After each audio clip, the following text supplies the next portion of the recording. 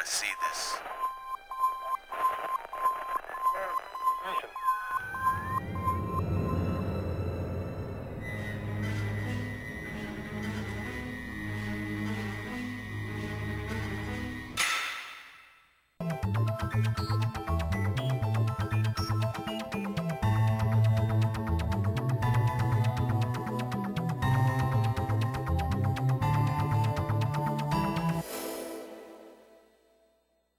Olá, esta semana vamos falar sobre as prerrogativas dos advogados e para esta conversa temos como convidado José Navarro. Ele possui graduação em Direito pela Universidade de Fortaleza, especialização em Direito Empresarial pela UES e é pós-graduando em Direito Processual Civil pela Faculdade de Cristos. Atualmente ele é professor de pós-graduação e graduação na Unice, assessor jurídico da Ordem dos Advogados do Brasil, seção Ceará, onde coordena o Centro de Apoio e Defesa do Advogado e é advogado militante nas áreas de Direito Empresarial e Direito Civil. Seja bem-vindo, doutor José Navarro. Essa semana o senhor vai dar uma palestra, no auditório da FGF com a temática Prerrogativas, Direito e Deveres dos Advogados e o papel do Centro de Apoio e Defesa do Advogado da OAB, não é isso? Qual é o motivo, como surgiu a escolha dessa temática da palestra?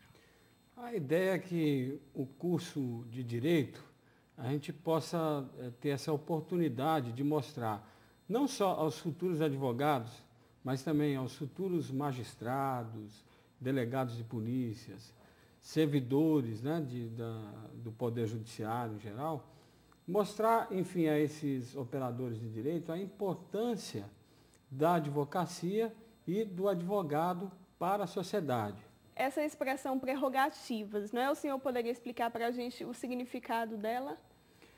Prerrogativas, muitas das vezes, se confunde com uma espécie de regalia ou privilégio que o advogado teria, quando na verdade não é isso. Na realidade, prerrogativa é uma garantia que é colocada para a sociedade. Quando o advogado ele tem essas prerrogativas profissionais, ele pode agir com liberdade para poder ter uma atuação em defesa do seu cliente e para evitar que existam abusos de autoridades ou determinada desvios de conduta. O advogado, na realidade, ele é um fiscal das várias instâncias do Poder Judiciário, seja de delegacias de polícia, no sentido de que aquele procedimento ele corra de acordo com o que a legislação prevê. Uhum. E quais são as principais prerrogativas, então, dos advogados? Nós podemos citar algumas. Por exemplo, o advogado ele tem o direito de se avistar com seu cliente preso. Uhum. Esse direito, veja bem, aquilo que eu disse de ser não um privilégio do advogado, mas ser uma garantia da sociedade. Aquele preso, ele está lá detido por um crime que eventualmente cometeu, mas ele tem a garantia que um profissional, que um advogado vai se avistar com ele, vai lhe garantir a defesa, vai verificar se a legislação está sendo cumprida, se não existe nenhum abuso. Então, essa seria uma das prerrogativas.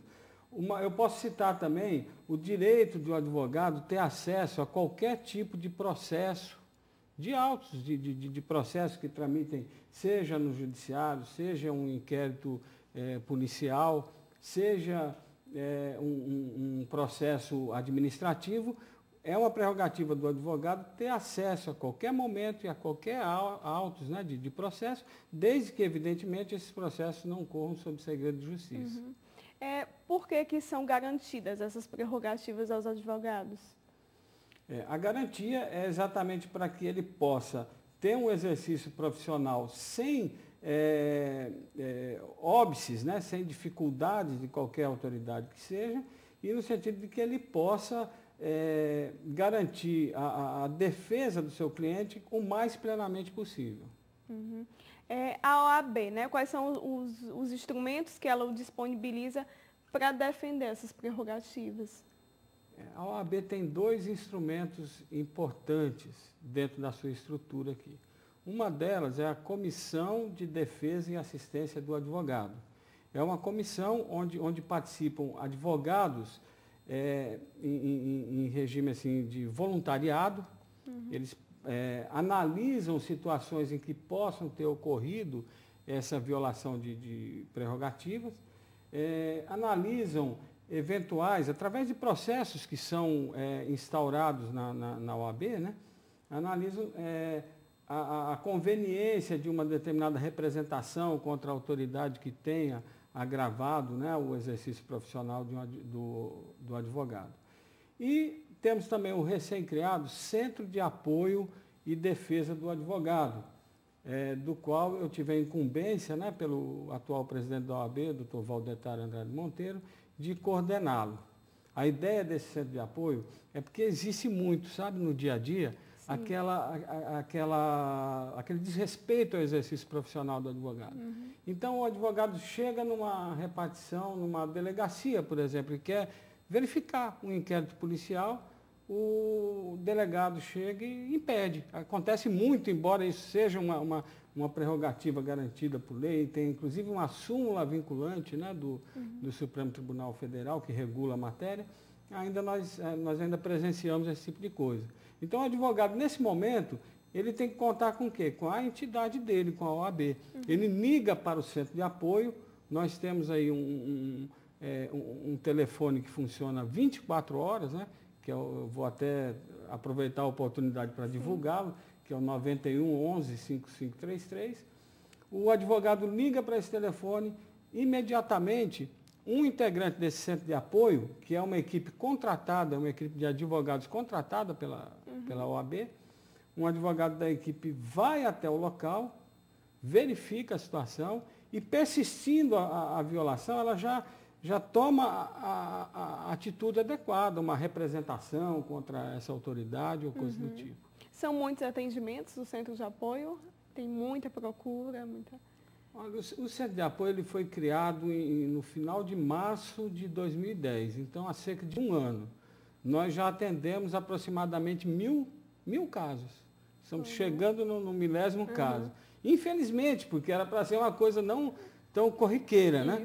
Então, são situações desde de um magistrado que impede o advogado de ter acesso a um processo, são situações de abuso de autoridade, que nós já chegamos a ter a situação de ameaça de prisão, né? Quando o advogado insiste em ter aquela exercício profissional dele garantido, né? Então, são diversas situações em que a gente comparece imediatamente para evitar que ocorra aquela arbitrariedade. Né? Então, os advogados, além desses casos que o senhor citou, assim, ele é mais procurado, aliás, ele procura o centro de apoio por qual motivo principal? Tem alguma questão principal, assim, que leva o advogado a procurar o centro de apoio? Tem vários, né? A situação, em geral, é quando o exercício profissional dele está sendo dificultado ou impedido, né? Então, eu citei esses exemplos,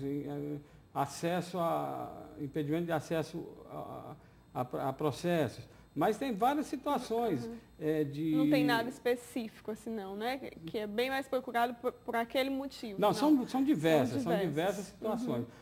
Por exemplo, eu posso dar mais um exemplo. Atualmente,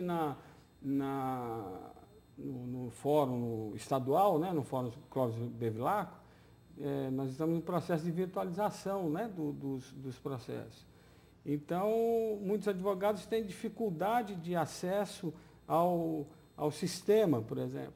Então, ele procura o centro de apoio, que ocorrem várias irregularidades, né, no sistema, e a gente faz esse intercâmbio também, né, com o próprio grupo que cria, né, esse sistema de virtualização para poder fazer essas correções também. Veja bem, não são só situações de confronto, né, mas são situações também de colaboração no sentido de que a coisa flua de uma maneira mais tranquila para o exercício profissional do advogado. E tem tido bons resultados, assim, a partir do centro de apoio, depois que o advogado procura, ele tem resultados positivos, tem tido a melhora? Olha, com certeza nós tivemos uma melhora considerável. Eu tenho, assim, aproximadamente 8 anos que eu atuo na OAB nessa área de prerrogativas profissionais. E nós notávamos anteriormente um certo desrespeito à profissão do advogado. Uhum. Então, com a criação, com essa nova gestão da OAB, com a criação do centro de apoio, o fortalecimento da CDAA também, o advogado passou a ser mais respeitado. Ou seja, no momento em que a gente chega demonstrando que a lei prevê aquilo lá, só o fato de chegar à OAB, aquela autoridade, na maioria das vezes, recua daquele ato, o que é uma coisa interessante, né? Uhum. Ele recuar, rever aquele procedimento. E eu acredito que em 90%, 95% dos casos, a gente tem esse mecanismo de conciliação. Eu sei. Quando isso não ocorre, aí normalmente nós ingressamos com representações. Né? Por exemplo, se é uma autoridade policial, representação perante a Corregedoria dos Órgãos de Segurança Pública. Se é um magistrado, um servidor da Justiça, Uhum. a Corregedoria Geral de Justiça do Estado do Ceará, que é ligado ao Tribunal de Justiça, ou os órgãos correspondentes nas diversas esferas do Judiciário. Uhum. E temos também, mais recentemente, o Conselho Nacional de Justiça, que tem sido uma ferramenta importantíssima, que nós podemos contar já vários processos que nós ingressamos no Conselho Nacional de Justiça e obtivemos resultado positivo, porque ele determina aos órgãos correcionais locais que apurem aquele fato. E nós tivemos, eu cito até como maior exemplo, um grande problema do exercício da advocacia aqui no estado do Ceará, era a vara de execuções penais. Vara de execuções penais, um único magistrado com aproximadamente 15 mil processos, dificuldade no relacionamento entre servidores e advogados, morosidade, uma série de dificuldades, e que depois que nós ingressamos no CNJ com uma representação contra essa situação da vara, não é contra o magistrado ou contra os servidores, mas contra, em face da situação que se coloca nessa vara. Então nós tivemos um resultado significativo que hoje há uma busca incessante no sentido de melhorar esse atendimento lá. Certo. Quais são os instrumentos que a OAB ela utiliza para fiscalizar o cumprimento da ética profissional? A questão da ética, na realidade, quando a gente fala em direitos e deveres, são duas faces, né, de uma mesma moeda. Se de um lado nós temos a luta incessante por essas prerrogativas profissionais da advocacia, de outro lado nós devemos exigir também que o advogado ele atue sempre com ética profissional. É inadmissível que um advogado, por exemplo, ele se aproprie indevidamente de valores confiados por seu cliente, por exemplo. É inadmissível que ele assuma condutas, né, que firam a ética profissional, ou atravesse, por exemplo, né, uma petição em um processo que já existe, um outro procurador. Enfim, são várias situações que infelizmente ainda ocorrem. Então a OAB tem mecanismos que eu diria assim, 2 etapas. Ela tem uma ouvidoria, que é onde aquele cliente que se sentiu prejudicado, ele pode procurar a OAB através da ouvidoria, e ela faz essa intermediação no sentido de verificar o caso, fazer uma conciliação e ver se a coisa, né, é solucionada dentro daquele espírito de conciliação. Mas quando envolve uma situação vamos dizer, mais grave, é instaurado um processo administrativo na OAB, existe um tribunal de ética que julga e pode punir o advogado que faltou com a ética. Pode punir desde uma advertência, uma suspensão ou até a exclusão do advogado dos quadros da OAB. Ah, certo. A relação da OAB com os centros de apoio. O centro de apoio está inserido na OAB ou não? O advogado ele procura diretamente a OAB, ele procura diretamente o centro de apoio. Como é essa relação? O centro de apoio foi um organismo criado pela instituição, pela OAB, para poder dar esse suporte para a advocacia. Né? Então, ele está diretamente ligado à Comissão de Defesa e Assistência do Advogado e à diretoria e à presidência da OAB, no sentido de que, quando há qualquer situação que envolva prerrogativa e exija uma resposta imediata, aí já se tem esse apoio imediato ao advogado. Certo. Essa realidade do centro de apoio, ela é uma realidade que existe somente no nosso estado ou no Brasil? Como é feito isso? Essa ideia, né, do centro de apoio foi uma ideia pioneira aí do nosso presidente, doutor Valdetário Andrade Monteiro, que ele, verificando, né, que existe, na realidade, todas as seccionais da OAB, elas têm que ter uma comissão de prerrogativas. Uhum. Isso estatutariamente ela tem que ter. Tá. Né? Mas o formato que elas existem até hoje é com o trabalho assim, voluntário. E muitas vezes o advogado no trabalho voluntário ele tem aquela dificuldade de sair em uma situação de emergência, tem que ligar para um, liga para outro, e até resolver a situação, muitas vezes não tem aquela agilidade, aquela eficiência.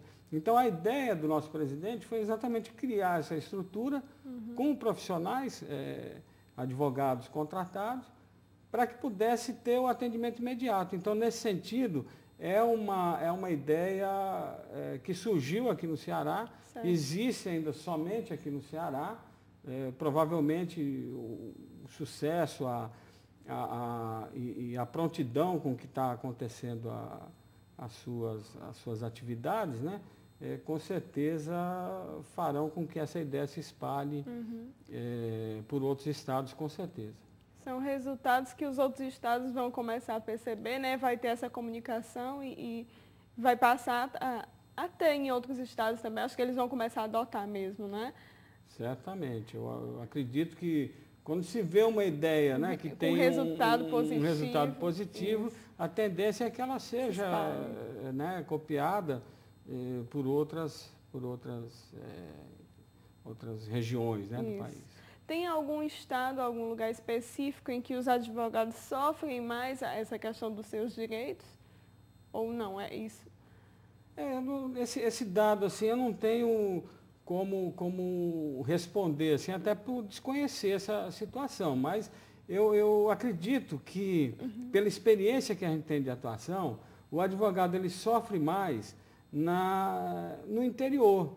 Né? Vamos dizer assim, pegarmos o estado do Ceará, ele tem a dificuldade maior quando ele pega um município, né, onde só tem um magistrado, por exemplo, e se ele tiver alguma dificuldade, algum confronto com esse magistrado, com certeza ele vai ter dificuldade de advogar naquele município. Né? Então, nesses locais, a dificuldade é maior, e eu acredito que em todas as regiões, em todos os estados do país. Agora, essa ideia, inclusive, nossa, né, do centro de apoio, ela, inclusive, ela tem surtido efeito com essa interiorização que nós estamos tentando fazer, né, do centro de apoio. Então, o advogado ele não representa diretamente um magistrado que está ferindo a sua prerrogativa profissional. Ele liga para a OAB e nós, profissionais lá do centro de apoio, nós aqui ingressamos com representação, se for o caso, oficiamos a corregedoria, né, e as atitudes que têm que ser tomadas, é a OAB, a instituição que o faz, né, para evitar aquela perseguição, principalmente ao advogado que está no interior do estado.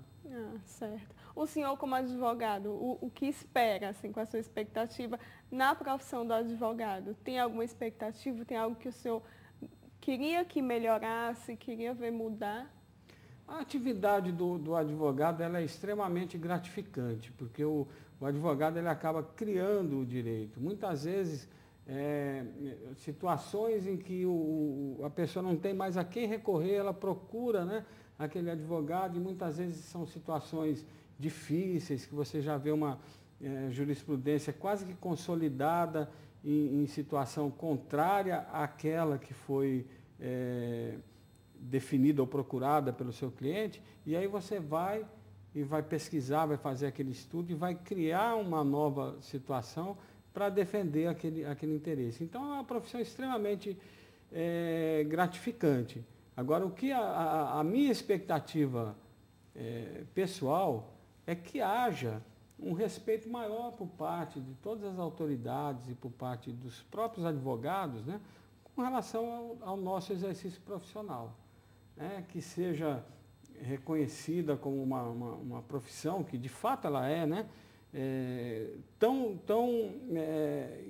inclusive a legislação, né, a legislação federal que regulamenta a profissão do advogado, o Estatuto da Advocacia e da OAB, ela coloca em patamares nivelados as demais profissões. O advogado ele não existe hierarquia entre advogado, juiz e membro do Ministério Público, né? Delegados e outras autoridades. Então, todos são operadores de direito e devem se tratar com todo o respeito que a profissão merece. Infelizmente, nós vemos ainda, né, daí até a existência do centro de apoio, nós vemos esse desrespeito que acontece não raras vezes. Quer dizer, a minha expectativa, como advogado, é que chegue um dia em que nós não precisemos mais de mecanismos na OAB como o Centro de Apoio e Defesa do Advogado, Sim. como a Comissão de Defesa e Assistência do Advogado. Que a profissão, o respeito à profissão seja reconhecido de tal forma que a gente não precise estar adotando esses mecanismos. Doutor José Navarro, para a gente encerrar, eu queria que o senhor fizesse suas colocações finais a respeito desse assunto, né, e convidasse os nossos alunos para a palestra, né, para participar. Ok. A advocacia, ela é uma profissão extremamente importante para a sociedade. A própria Constituição Federal de 1988, ela estabeleceu, ela se preocupou em dar um status constitucional à profissão, colocando lá o artigo 133, o advogado é indispensável à administração da justiça. Então, o que eu tenho a dizer aos alunos de direito é que participe, que venham a essa palestra, não só aqueles que tenham a pretensão de seguir a carreira da advocacia, mas os futuros promotores, os futuros delegados, os futuros servidores do judiciário, os futuros magistrados, então todos eles que possam participar e conhecer um pouco mais, né, dessa nobre atividade que atualmente nós representamos. Tá, ok. Muito obrigada pela sua presença. Obrigado. A palestra Prerrogativas, Direitos e Deveres dos Advogados e o papel do Centro de Apoio e Defesa do Advogado da OAB será no dia 27 de abril, às 20 horas, no auditório da Faculdade Grande Fortaleza. O programa de destaque fica por aqui. Continue na nossa programação através da FGF TV, canal 14 da NET.